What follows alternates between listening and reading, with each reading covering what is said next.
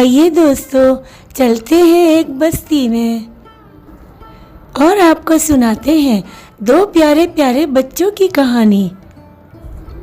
और आपको बताते हैं कि कैसे उन बच्चों ने गरीबी में वक्त गुजारा और फिर किस तरह उनकी ज़िंदगी बदली। ये कहानी है टीपू और मीना की। टीपू और मीना बहन भाई थे।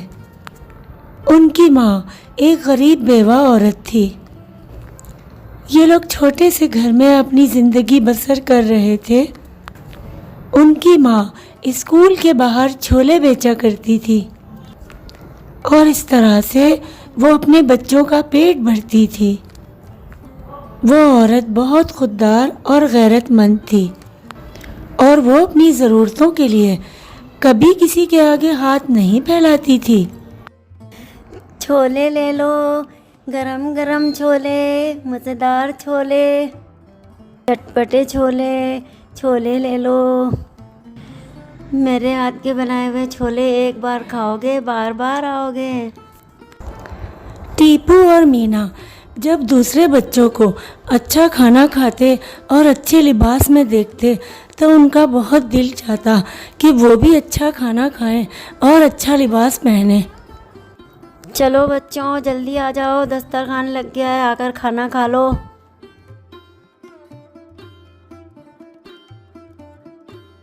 अम्मा ये क्या, आज आपने फिर दाल पका ली। ये दाल खा खा के हम थक गए हैं। अम्मा मुझे गोश्त खाना है, मैं दाल नहीं खाऊंगी। बेटा, मेरे पास इतने पैसे नहीं हैं कि मैं गोश्त पका सकूं। आज यही दाल बनी है, खा के गुजारा कर लो। चलो बच्चों, आज यही खा लो, मैं कल गोश्त बना दूंगी। अरे ओ बीबी, पिछले महीने भी किराए लेने आया था, तुमने इनकार कर दी थी। ये अच्छी बात नहीं है। आखिर कब तक बगैर किराए के इस मकान में रहोगी? भैया, तुम 10 दिन इंतज़ार कर लो। बेवा औरत हूँ, बच्चों का साथ है, घर के खर्चे बहुत ज़्यादा हैं। 10 दिन में पैसों का इंतज़ाम होगा तो मैं घर का किराया दे दूँगी। ठीक है बेबी, अभी तो मैं जा रहा हूँ। अगले महीने अगर तुमने किराया नहीं दिया तो साथ पुलिस लाऊंगा। जिंदगी की गाड़ी इसी तरह मुश्किलों से चल रही थी। मीना और टीपू, मेरी बात गौर से सुनो। मैं जा रही हूँ छोले बेचने। अपने पीछे दरवाज़ा बंद रखना और अगर कोई आए तो पूछ कर खोलना। जब तक मैं ना आऊँ इधर उधर कहीं मत जाना। अम्मा आप फिक्र ना करें, जब तक आप नहीं आएंगी मैं मीना और अपना ख्याल रखूँगा। अम्मा आप जाए, मैं दरवाज़ा बंद कर लेती हूँ। जिंदगी की गाड़ी इसी तरह मुश्किलों से चल रही थी। मीना मीना, अम्मा तो काम पे चली गई हैं। आज मौसम इतना प्यारा हो रहा है, चलो हम दोनों बागीचे घूमने चलते हैं। हाँ भाई, यहाँ मौसम बहुत प्यारा हो रहा है, चलो चलो हम लोग घूमने चलते हैं। दोनों बच्चे अपनी माँ को बताए बगैर घूमने के लिए निकल जाते हैं। वो बागीचे में जाते हैं, रंग बिरंगे फूलों को देखते हैं और बहुत अच्छा महसूस करते हैं। इतने में उनकी नज़र एक बकरी पर पड़ती है जो बागीचे के एक कोने में खामोशी से खड़ी होती है। दोनों बच्चे उस बकरी के पास जाते हैं। भाई भाई, दो देखो इतनी प्यारी बकरी। अरे हाँ मीना, ये बकरी तो बहुत प्यारी है। आओ चलो इस बकरी के पास चलते हैं। बकरी बकरी, तुम कहाँ से आई हो? तुम्हारा नाम क्या है? अरे पागल, वो अपना नाम कैसे बताएगी, वो तो एक बकरी है। भाई भाई, हम इस बकरी को ना घर लेके चलते हैं। हाँ ठीक है मीना, हम इसे अपने साथ ले चलते हैं। दोनों बच्चे बकरी को अपने साथ लेकर घर आ जाते हैं। अरे ये क्या उठा लाए तुम लोग? किसकी है ये बकरी? अम्मा अम्मा, ये बकरी अकेली बागीचे में खड़ी हुई थी, इसलिए हम इसे अपने घर ले आए। अम्मा ये बकरी हमारी है और ये हमारे साथ रहेगी। उफ मेरे खुदाया, हमारे पास खुद कुछ नहीं है खाने को, हम इस बकरी को क्या खिलाएंगे। माँ बच्चों की जिद के आगे मजबूर हो जाती है, लेकिन चूंकि घर में खाने के लिए कुछ नहीं था, इसलिए वो अपनी पड़ोसन के पास जाकर बकरी के लिए कुछ खाने को मांगती है। अरे बहन, अगर तुम्हारे पास रोटी के चंद सूखे टुकड़े हैं तो दे दो। मेरे बच्चे कहीं से एक बकरी उठा लाए हैं, वो बकरी सुबह से भूखी है, उसके लिए मेरे घर में खाने को कुछ नहीं है। तुम्हारी बड़ी मेहरबानी होगी अगर चंद रोटी के टुकड़े मिल जाएं तो। अरे बहन, आज तुम्हारे घर तो खाने के लाले पड़े हुए हैं।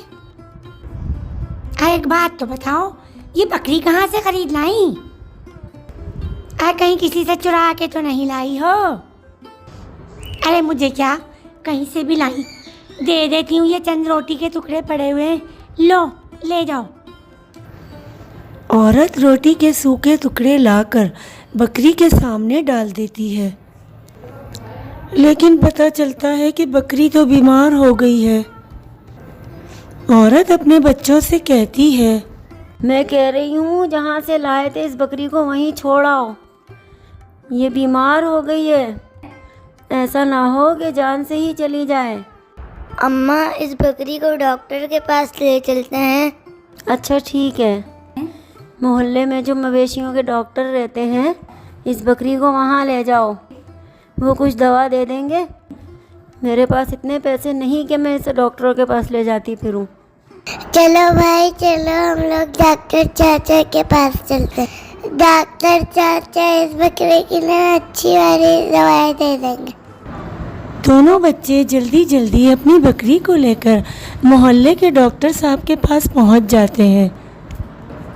डॉक्टर साहब मवेशियों के डॉक्टर थे, जो बहुत ही नरम मिजाज और आला अखलाक के मालिक थे। अरे बेटा, तुम्हारी बकरी को तो बहुत तेज बुखार है, लेकिन एक बात बताओ, ये बकरी तुम लोग कहाँ से लाए हो? जहाँ तक मैं जानता हूँ, तुम्हारी माँ तो एक बहुत गरीब बेवा औरत है, वो तो स्कूल के बाहर छोले बेचती है।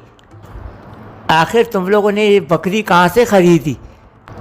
बेटा, मैं ये कुछ दवाइयाँ तुम्हें दे रहा हूँ, ये दवाई वक्फे वक्फे से अपनी बकरी को खिला देना, इंशाल्लाह जल्दी उसकी तबीयत बेहतर हो जाएगी। डॉक्टर साहब, हमें आपको देने के लिए पैसे नहीं हैं, लेकिन अगर आपको कोई काम है तो आप बता दीजिए, मैं आपका वो काम कर दूंगा। डॉक्टर चाचा, हमारे पास पैसे नहीं है, लेकिन हम आपको अपनी अम्मा के लिए छोले खिला सकते हैं। मेरी मम्मा ना बहुत मज़े के छोले बनाती है। नहीं बेटा, मुझे तुम लोगों से कोई काम नहीं, बस तुम लोगों की बकरी ठीक हो जाए मुझे खुशी होगी। जब तुम्हारी बकरी ठीक हो जाए ना, तो फिर तुम्हारी अम्मी के छोले ज़रूर खाऊंगा मैं। बच्चे जब दवाई दिलाकर बकरी को घर लाते हैं, उसे दवाई पिलाते हैं, तो एकदम से उनकी नज़र बकरी के सर पर पड़ती है। उस बकरी के सर में एक कील होती है। बच्चे हैरान रह जाते हैं कि बकरी के सर में ये कील कैसी है।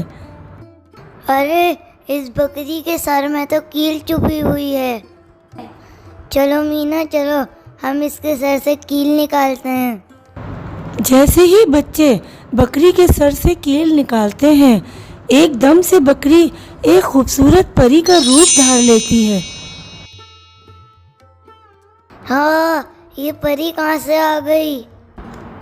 भाई, बकरी गायब हो गई, ये परी कहाँ से आ गई?